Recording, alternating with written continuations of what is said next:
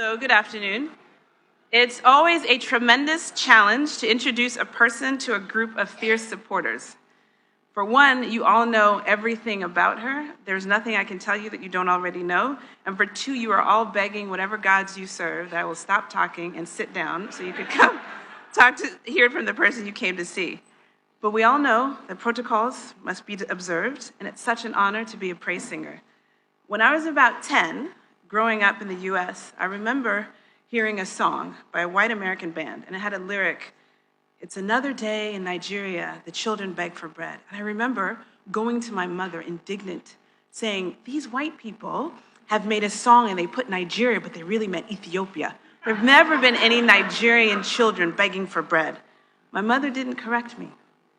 Decades later, I remember reading Purple Hibiscus in one feverish sitting.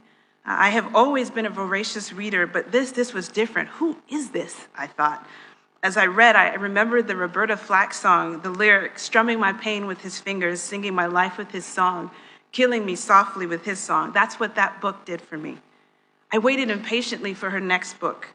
When Half of a Yellow Sun came out, I bought it immediately and it broke my heart. By then, I'd learned a little bit more about those children begging for bread. Those children were my people. I learned that my paternal grandfather was killed during the Asaba massacre. This story that I was reading was so deeply mine. I'd never felt so seen.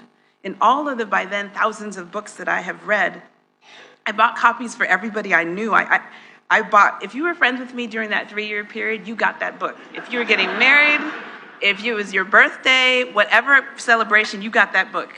But most importantly, I gave it to my mother. I was able to have a conversation with her that we couldn't have when I was 10, or even after. My parents' generation have borne so much in silence.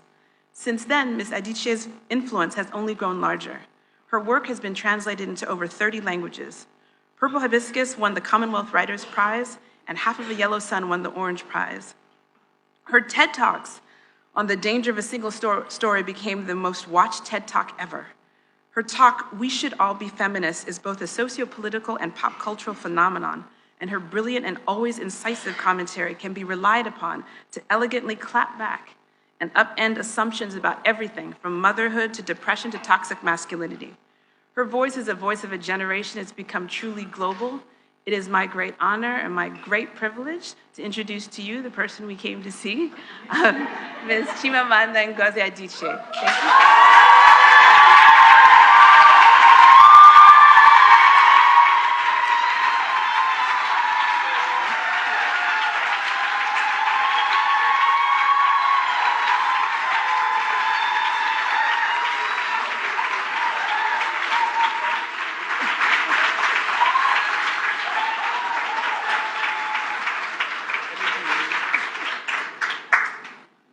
Dalunu Rinne. Thank you. Thank you. Thank you for that wonderful, wonderful introduction. I want to say thank you to everyone who's involved with this conference, but particularly to two remarkable women, Louisa Ibunike and Yvonne Chioma Mbanefu.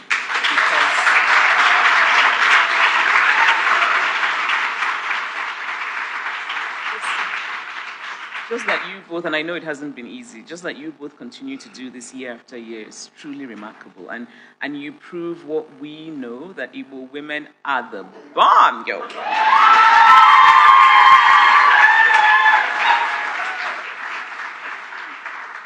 And so the last housekeeping thing I want to say is that I want to show you my trousers.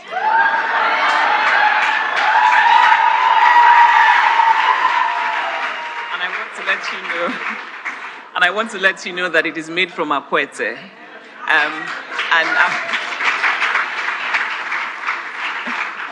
It's by a Nigerian designer called Emi Casbit. He sources it from afterwards. But it's akwete. It's traditional Igbo material. It's made in Aba. And it just goes to show that we know what we're doing. Okay. So some years ago, there was a bill in the Nigerian Senate. It was spearheaded by the Senate Committee on Women and Youth, and it wanted to pass a law that would criminalize what was called indecent dressing. And this law was targeted at women. And we were told that it was supposed to preserve our true African culture.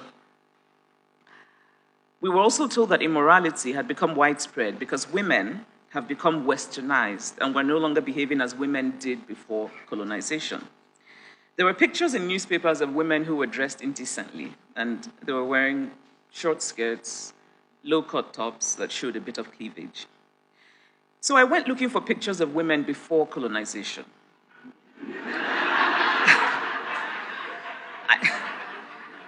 I wanted to find pictures of women who showed our true African culture.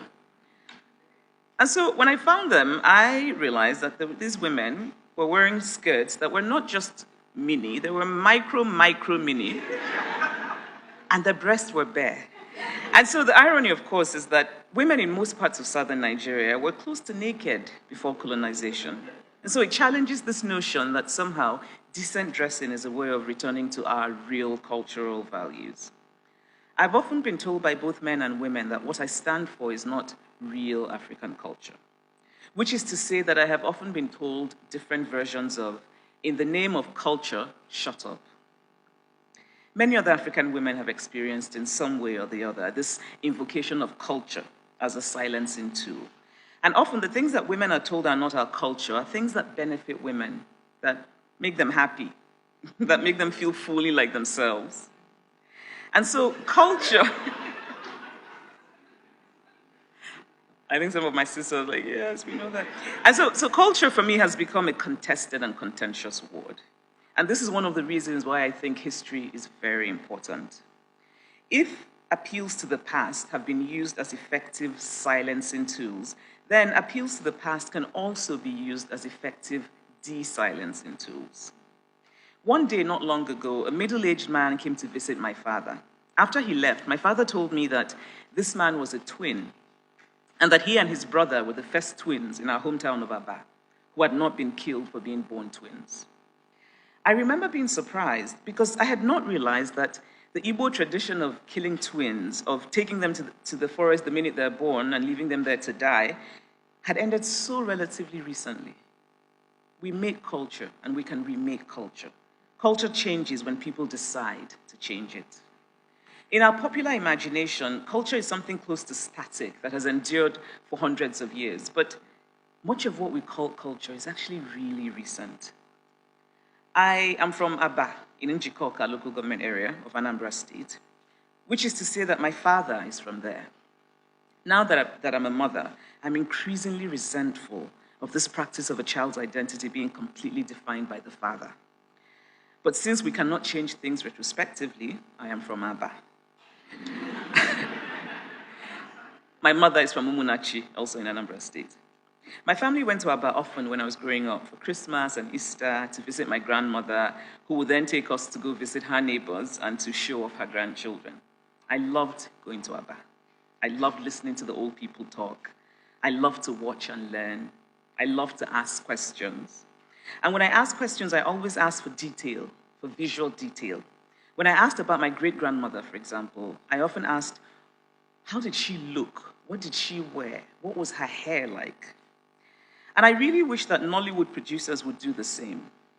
A lot of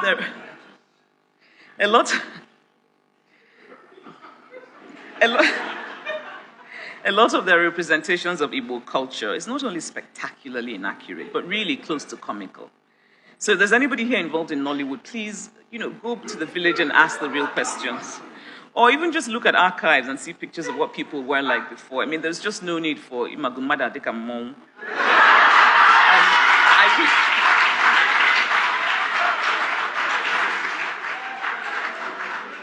And I also wish that we would stop destroying the physical remnants of our past.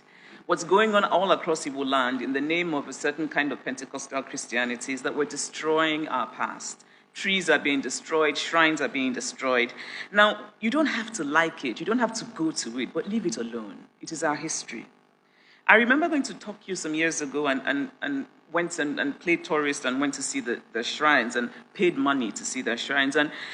And all of it was interesting, but I left feeling a little sad because I thought, wait, this is exactly what we have in my hometown, and I'm actually paying money to the Japanese to look at theirs. Perhaps one way to preserve the little that is left in Igbo land is by appealing to that famed Igbo entrepreneurial spirit.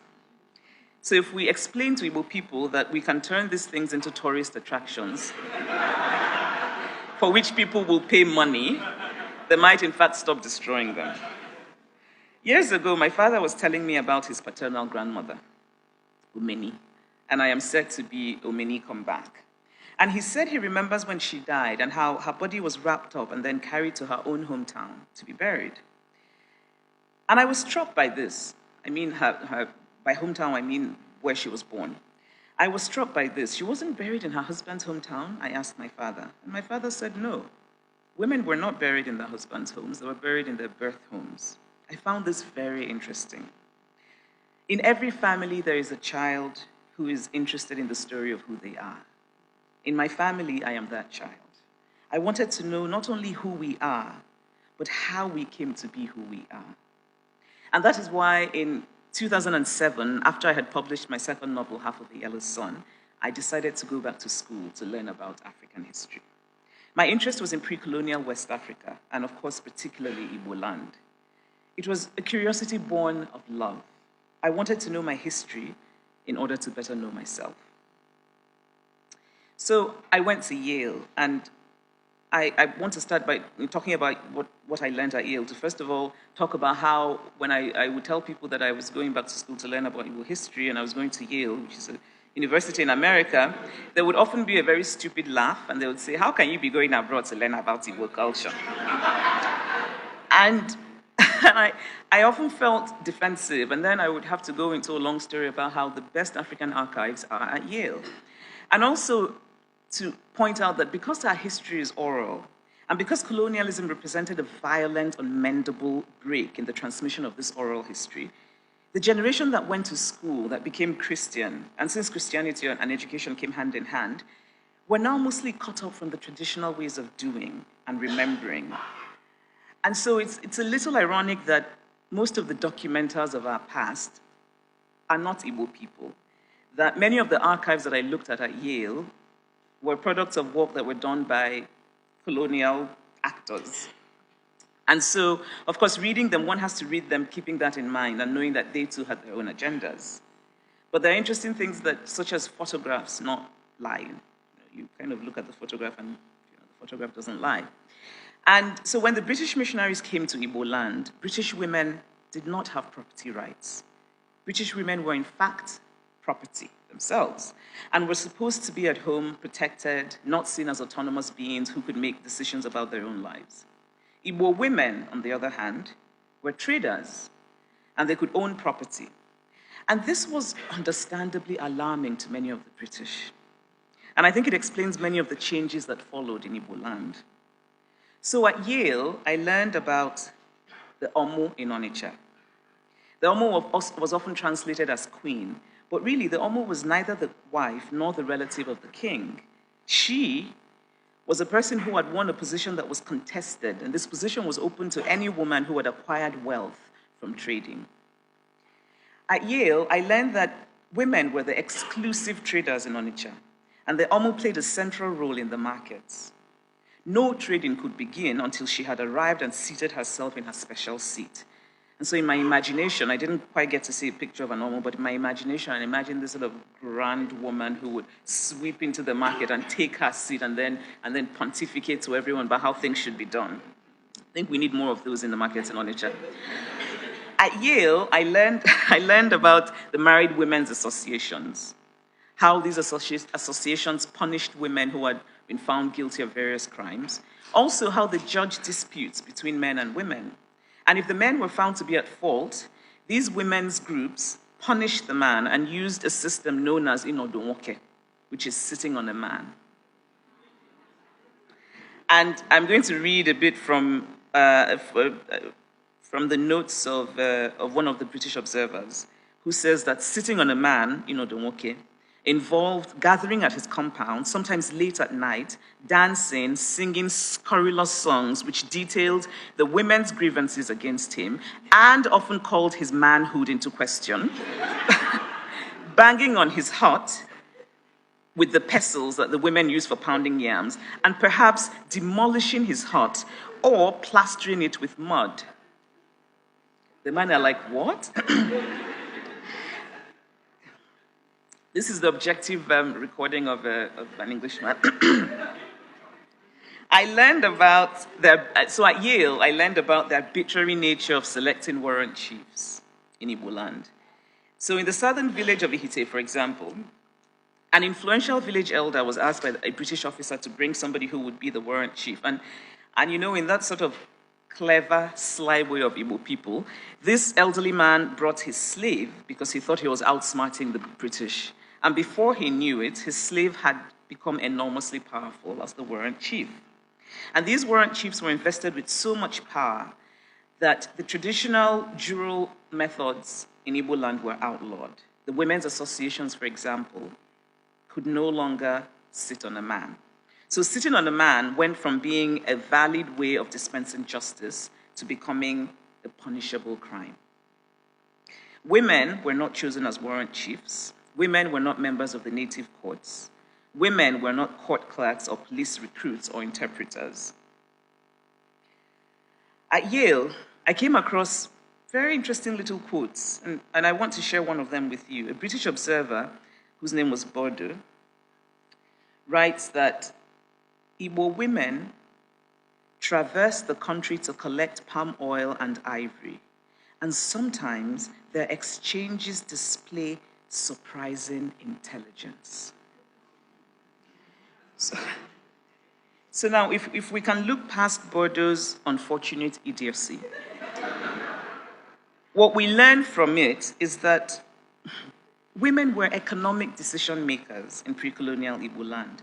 Women were in positions to acquire wealth. Most of the Republican villages in the interior of Igbo land were agricultural, and the major economic activity of women was farming and also trading.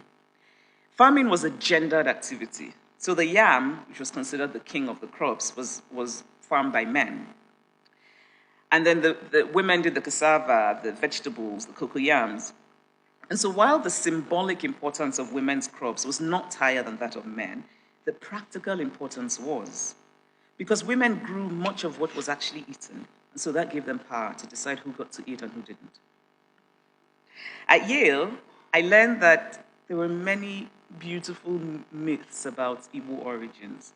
But one of them, which is associated with the town of Nobi, the Igbo myth was that it associated hard work with the female gender, and that praise of women depended on their industriousness and their economic achievements. At Yale, I learned that the colonial government's native authority declared that women could not own or inherit land according to native custom. And this is native custom that was in fact invented by the British, because we all know that actually before the British came, women could own property. And I think that this decision was clearly influenced by that 19th century European ideas of citizenship, in which a citizen was a property-owning man. And so as a result, land registration in Igbo land in colonial times could only be done in the name of men. So you had wealthy women who then registered their lands under the names of their sons or husbands. And these sons and husbands then gained the titles to those lands. And we all know, I think, that many of the stories did not end up well. At Yale, I learned about Idibwe marriage, in which a woman would choose to have children with a man, and the children would be counted as part of her family rather than part of his. This situation benefited the woman because children, much valued in society, would belong to her kin group. Idibwe marriages were very common and were not perceived as outside the norm, but rather as an equal alternative that a woman had. At Yale, I learned about woman-woman marriage, in which a woman would become male and marry wives. These wives would take lovers and give birth to children who would be part of the woman-husband's kin group. And sometimes when I've brought this up with mostly Igbo men, the first response is, but they were not gay.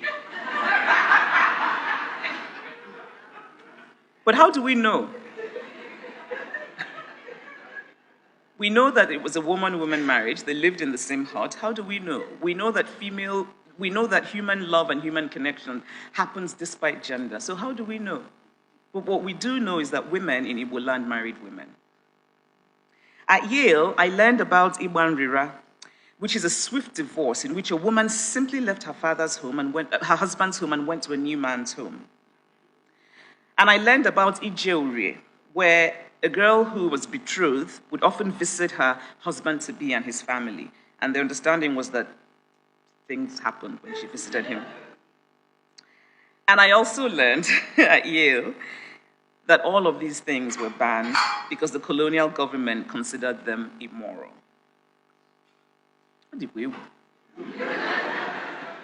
So I'm not trying to suggest that men and women were equal in pre-colonial Igbo land, because they were not. Men as a group still had more power.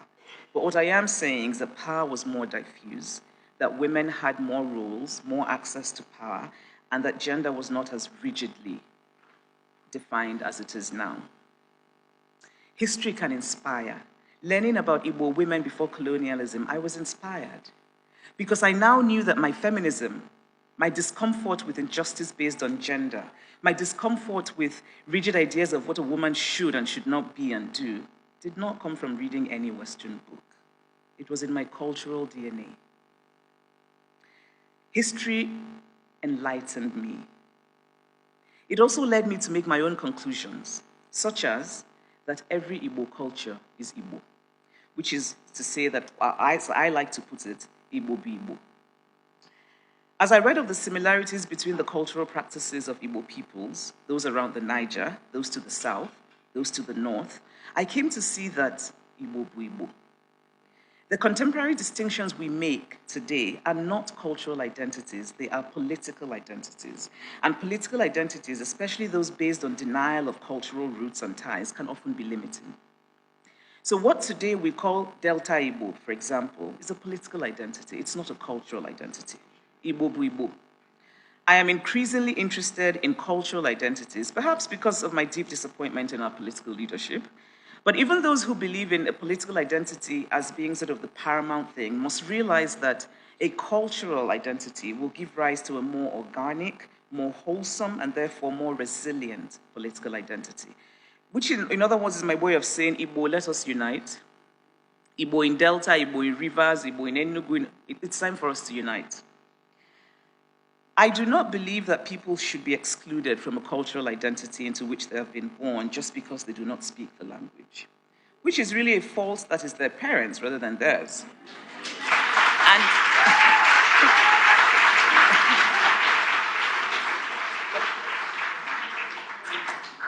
But I do believe that language matters.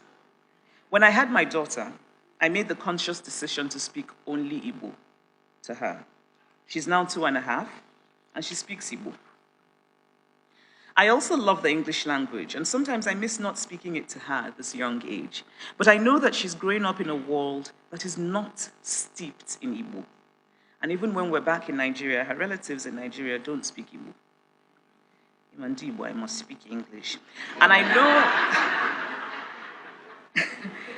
I know that she will learn English and that I can speak both languages to her when she is older. But what I'm always struck by is the surprise that people show, Igbo people in particular, sometimes shock when they realize that my child speaks Igbo. Why? I grew up speaking both languages quite easily. There are Igbo parents who, when asked why they don't speak Igbo to their children, they say, oh, it will confuse them. And then they go on promptly to sign up their children for French lessons. So it is not a question of a second language confusing a child. It is not a question of whether a child can learn to speak Igbo. It is a question of how much value we give our language, and by extension, our history, our culture, our identity. When did our language become something to be ashamed of? Some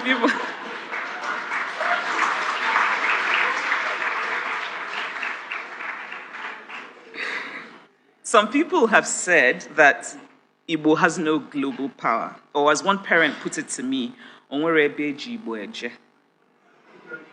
this is not true. Igbo speaking opens you up to a new way of seeing the world because language and worldview are so closely intertwined. Igbo also happens to be a particularly beautiful and wise language. But even if it wasn't, The simple fact of being bilingual benefits a child's intellectual development. I think it is a gift that a parent can give a child, and it cannot do any harm to that child. But here I do not mean Igbo speaking as performance. I don't mean where a child says one word in Igbo and we applaud. Or when Igbo parents, both of them Igbo speaking, talk about wanting to find Igbo classes for their children. Why don't you just speak Igbo to them in everyday conversation? Why don't we normalize it? Why don't we make it ordinary? Language matters because language is the conduit to culture. All over Igbo land, the practice of speaking Igbo is in decline, even in the villages. Now, one of the central motifs of Igbo life, as we know, is the kola nut. The kola nut can be blessed only in Igbo. So if we lose the language of Igbo, then what becomes of this part of our culture? And speaking of the kola nut, I've always found it absurd that if there is any male present in a gathering of women, even if that male is 2 years old, and they want to bless the kola nut, they bring out the little child.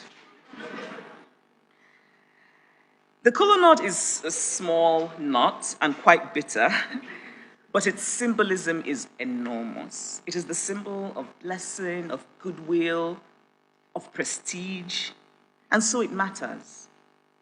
I was once told a story by an academic in the US whose father is a titled Igbo man, an elderly titled man, and whose father, he had many daughters, and maybe this is why he was a bit more sensitive to these things. But at gatherings, when they would bring the kola nut, and sometimes, they go around showing the kola nut, and they only show the kola nut to men. But this titled elderly man would show it to every adult in the room, men and women. And at first, the men were scandalized. But because this man was elderly, he was respected, he was titled, they kind of went along with it. But what's interesting, that this academic was telling me, is that now there are a few other men in the village who do that, who go around showing the kola nut, not just to the men, but to women as well. Some years ago in my hometown, Aba, they organized a reception for me, and one of the things that moved me the most was that all the traders closed their shops to come to the reception. And we all know how Igbo people are about their shops. Now afterwards, an old man came up to congratulate me and shook me in the onamito. And so this is sort of, for the non-Igbo here, this is the sort of traditional greeting that, again, is supposed to be only for men.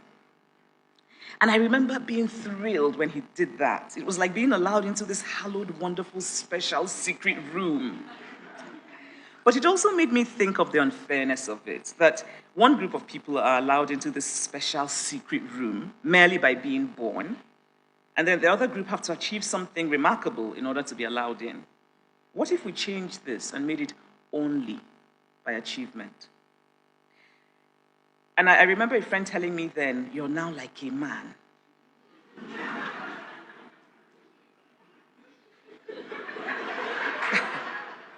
Now, this friend, and this friend did not understand why I did not want to be considered like a man. Well, for one, because I was not more like a man, but also because I was a woman and I had achieved something and I still remained a woman. The point was that maleness should not be aspirational. It was not a compliment to me to be told that I was now like a man. And my friend did not understand either why it was not, for me, about me being allowed in as an exception, but about women as a group not being excluded. But in the end, to know where you come from, to know how you came to be from where you come from, is truly a great gift. Some people don't have it. We're fortunate to have it, and I think we need to appreciate it more. History is storytelling. All history is storytelling. The history we learn in school about the English kings, for example, is all storytelling. Actually, in the case of the English kings, I think it's 3/4 myth and 1/4 fact. But even for histories that are documented, that are not primarily oral, like ours, they're all